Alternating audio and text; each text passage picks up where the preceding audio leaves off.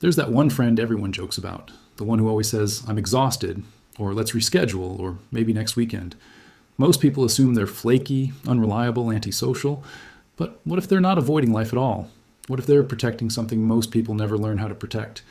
If the idea of canceling plans secretly feels better than the plans themselves, if a quiet night at home sounds more exciting than any crowded room, then stay with me, because this is about you.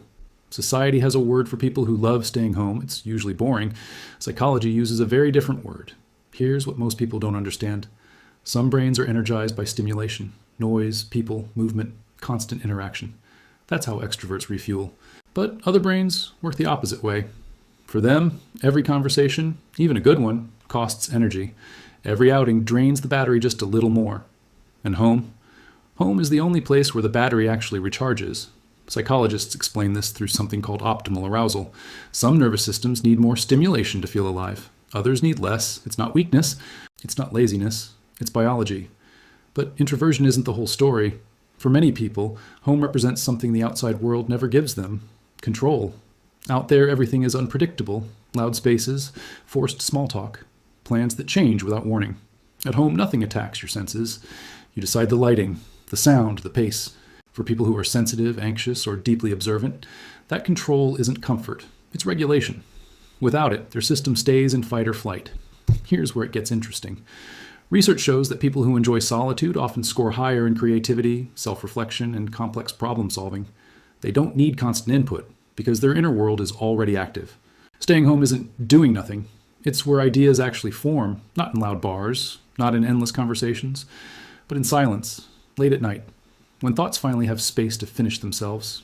Still, culture tells a different story. Be outside, be visible, be busy, post the memories. But what if your version of a good life looks quieter? A documentary instead of a party. Comfort food instead of crowds. No explanations required. That's not loneliness, that's self-knowledge. Now, there's an important distinction we can't ignore. Some people stay home because it nourishes them.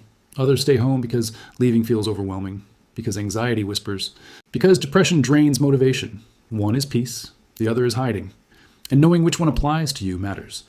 But for people who genuinely love staying in, they aren't missing out on life. They experience it differently.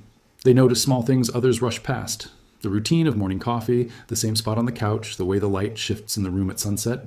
Psychologists call this low stimulation preference. These people don't need constant excitement. Their inner world is already rich. So if you cancel plans without guilt, if a solo weekend feels fulfilling instead of empty, if you'd rather revisit something familiar than chase novelty, you're not broken. You're wired for depth instead of noise, for meaning instead of performance. So tell me, do you prefer staying home, or do you think we've all just learned how to justify avoidance?